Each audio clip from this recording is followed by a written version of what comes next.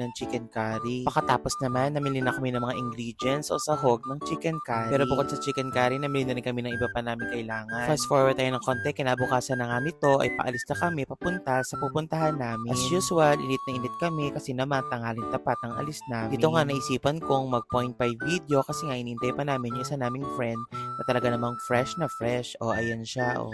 Kaya namang init na init kami ditong nag-aantay sa baba. Pagkababa niya nga, bigla siyang tumakbo kasi nga wala siyang payong. Pero kami ito ni Clarice, may payong. Nagdala talaga ako ng payong kasi alam kong alas 12 yung alis namin papunta sa pupuntahan namin. First trip ko nga sumakay ulit ng tricycle dito sa Binyan, kaya naman ang saya-saya. Tapos tanghaling tapat pa, sobrang init. Katabi ko nga pala sa likod, si Ninong Raymart, na init din. Pagkatapos nga namin bumaba ng tricycle, pumunta muna kami sa Jollibee para naman mananghalian. Grabe, ngayon may budget na kami para sa Jollibee. Ilang minuto nga dumating na yung order namin at finally makakakain na rin kami. In-order ko nga pala dito ay 1 piece of chicken at saka